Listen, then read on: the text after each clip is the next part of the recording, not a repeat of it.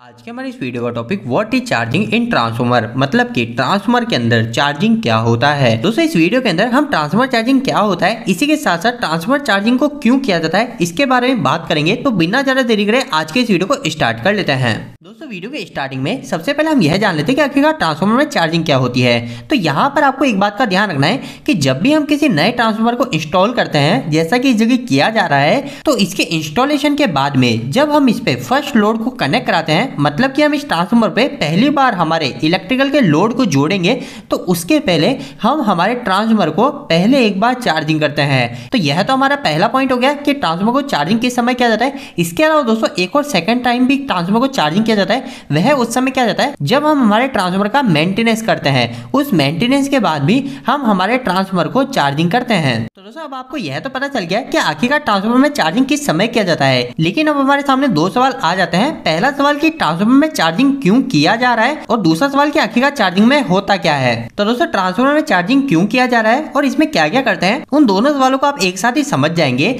आप यहाँ पर इस सेकंड इमेज के अंदर देख रहे हैं कि हमारा जो यह ट्रांसफार्मर है, इस ट्रांसफार्मर के ढक्कन को ओपन कर दिया गया है और उसके बाद में हम इस ट्रांसफार्मर के अंदर रखे इस ऑयल को देख सकते हैं। और हम में से लगभग सभी लोगों को पता रहता है कि हमारा जो ट्रांसफार्मर होता है, इस ट्रांसफार्मर के अंदर ऑयल का काफी ज्यादा महत्वपूर्ण काम है। ट्रांसफार्मर में ऑयल मुख्य काम क्या करता है, तो ट्रांसफार्मर में ऑयल हमारे इस ट्रांसफार्मर को कूलिंग प्रोवाइड करता है, मतलब कि इसे हमारे ठंडा करता है। और साथ ही साथ सेकंड चीज, हमारा ये ऑयल इस ट्रांसफार्मर के अंदर जो वाइंडिंग है, ये जो हमारी हल्की हल्की वाइंडिंग दिख रही है, इस वाइंडिंग को हमारे ये इंसुलेशन देने का काम करता है। तो हमारे ऑयल के मुख्य तौर से ट्रांसफार्मर में दो काम होते हैं। अब दोस्तों जब हमारे इस ट्रांसफार्मर के चार्जिंग की बात आती है, तो उस केस में हम क्या करते हैं, हमारे इस ट्रांसफार्मर के जो इनपुट आउटपुट सप्लाई होती है, उसमें से हमारे इनपुट वाइंडिंग पर हमारे वोल्टेज को कनेक्ट कर देते हैं और आउटपुट सप्लाई पर हम किसी भी प्रकार का कोई लोड कनेक्ट नहीं करते हैं। अब ऐसा करने से क्या होता है, तो दोस्तों ऐसा इसलिए किया जाता है ताकि हमारे ट्रांसफार्मर का जो ऑयल है, ये ऑयल हमारा एक बार काफी ज्यादा हीट हो जाए। अब हम में से कई लोग बोलेंगे कि हम हमारे ट्रांसफार्मर के ऑयल को हीट क्यों कर रहे हैं, उसे गर्म क्यों कर रहे हैं। तो दोस्तों यहाँ पर आपको एक बात पहले से ही पता होगी, अगर नहीं पता तो आपको पता रखनी है कि हमारा जो ट्रांसफार्मर होता है, इस ट्रांसफार्मर में हम जिस ऑयल को उपयोग में लेते हैं,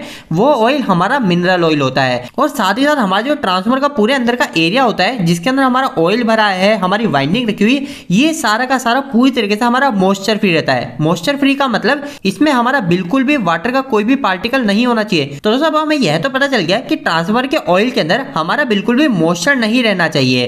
तो अब आखिरकार ऑयल को गर्म करने से, मतलब कि हमारे ट्रांसफार्मर को चार्ज करने से और हमारे मॉइस्चर फ्री रखने से, दोनों का आपस में क्या लिंक है। तो दोस्तों हमारी इन दोनों बातों का सीधा सीधा लिंक है। जब भी दोस्तों हम हमारे इस ट्रांसफार्मर से हमारी इलेक्ट्रिकल सप्लाई को कनेक्ट करा देते हैं, तो उसके कारण क्या होता है, हमारे इस ट्रांसफार्मर में मैग्नेटाइजिंग करंट उत्पन्न होता है इसकी कोर में, इसकी वाइंडिंग में, जिसके कारण क्या होता है, हमारी जो कोर है, हमारी जो वाइंडिंग है, वो हमारी हीट होती है, मतलब गर्म होती है। अब इस कोर और वाइंडिंग के हीट होने से हमारा जो ऑयल है, ये ऑयल भी गर्म होता है। और जब हमारा ये ऑयल गर्म होता है, तो उस वजह से हमारे इस ऑयल के अंदर, हमारे ट्रांसफार्मर की बॉडी के अंदर जो भी हमारा मॉइस्चर कंटेंट है, वह हमारे इस ब्रीदर पाइप से, ब्रीदर के थ्रू बाहर हो जाता है। तो दोस्तों ट्रांसफार्मर चार्जिंग का सिंपल सी भाषा में मतलब यही है कि जब भी नए किसी ट्रांसफार्मर को इंस्टॉल किया जाता है या फिर उसे मेंटेनेंस के बाद में चलाया जाता है, तो उस ट्रांसफार्मर पर लोड जोड़ने के कुछ समय पहले हम इस ट्रांसफार्मर के अंदर उपस्थित जितना भी मॉइस्चर कंटेंट है, उस मॉइस्चर कंटेंट को इस ऑयल को हीट करके पूरी तरह से बाहर निकाल देते हैं। और मॉइस्चर कंटेंट के बाहर निकल जाने के बाद ही इस ट्रांसफार्मर पे हम लोड को जोड़ पाते हैं। अब दोस्तों कई लोगों के मन में एक और सवाल यह भी आएगा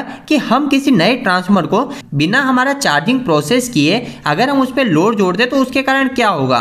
तो दोस्तों सबसे पहली चीज, अगर हम किसी ट्रांसफार्मर के चार्जिंग टाइम की बात करें, तो यह लगभग हम 8 से 10 घंटे तक मिनिमम किसी भी ट्रांसफार्मर को चार्ज करते हैं। मतलब कि इस पे इलेक्ट्रिकल की सप्लाई जोड़ देते हैं और इस पर हम किसी भी प्रकार का कोई लोड कनेक्ट नहीं करते हैं। हम इस ट्रांसफार्मर को सिर्फ हीट होने देते हैं, मतलब गर्म होने देते हैं। अब दोस्तों अगर हम इस ट्रांसफार्मर को बिना चार्जिंग प्रोसेस किए इस पे डायरेक्ट हम लोड कनेक्ट करा देते हैं, तो उसके कारण हमारे ट्रांसफार्मर की लाइफ पर सीधा असर पड़ता है। मतलब बताया जाता है कि हमारे जो ट्रांसफार्मर की वाइंडिंग है, ये जो कोर है, यह कोर हमारे ट्रांसफार्मर के अंदर मॉइस्चर कंटेंट होने के कारण जल्दी वीक हो जाती है और काफी जल्दी हमारी इसकी वाइंडिंग खराब होने का खतरा रहता है। मतलब कि सिर्फ एक चार्जिंग प्रोसेस को स्किप करके हम हमारे ट्रांसफार्मर को डैमेज कर सकते हैं। इसके अलावा दोस्तों यहाँ पर एक और छोटी चीज आपको पता होनी चाहिए कि हमारा जो ट्रांसफार्मर होता है, इस ट्रांसफार्मर को चार्ज कैसे कर रहे हैं। तो ट्रांसफार्मर को चार्ज करने के मुख्य दो मेथड होते हैं। पहले पहले मेथड के अंदर आप ऐसे मान लीजिए हमारे पास में जो ट्रांसफार्मर है इसके इनपुट में हमें 11 kV सप्लाई जोड़नी है और आउटपुट से हमें जो ट्रांसफार्मर सप्लाई मिल रही है वो हमें मिल रही है 415 वोल्टेज। तो पहले केस के अंदर अगर मुझे इस ट्रांसफार्मर को चार्ज करना है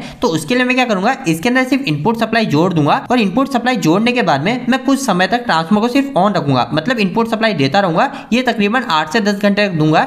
ये इतनी देर तक दिया जाता है जब तक हमारे ट्रांसफार्मर एक बार हीट हो जाए, इसके अंदर जो वाइंडिंग है इसके अंदर का जो ऑयल है वो ऑयल अच्छे से हीट अप हो जाए। लेकिन दोस्तों कई केस में ऐसा हो सकता है कि हमारे पास में 11 kV की सप्लाई नहीं है और हम हमारे इस 11 kV के ट्रांसफार्मर को चार्ज करना चाहते हैं। तो उस केस में आप क्या करेंगे, तो उसके लिए हम यहाँ पे सेकंड मेथड को अपनाते हैं। इस मेथड के अंदर हमारे पास में जो ट्रांसफार्मर है, इस ट्रांसफार्मर को भी उदाहरण के लिए मान लेते हैं ये 11 kV टू 415 वोल्टेज सप्लाई का ट्रांसफार्मर है। अब इस सेकंड केस के अंदर हमारे पास में 11 kV की सप्लाई तो है नहीं, तो अब हम क्या करेंगे, हम इस ट्रांसफार्मर को कहीं से सिर्फ 415 वोल्टेज लाकर भी इसे चार्ज कर सकते हैं। कैसे करेंगे, तो इसके लिए भी सिंपल सा मेथड होता है। हमारे जो ट्रांसफार्मर का जो आउटपुट होता है, जो सेकेंडरी वाइंडिंग होती है, इसको हम यहां से आपस में शॉर्ट कर देते हैं। तो मैंने इसको यहां पे एक वायर से शॉर्ट कर दिया।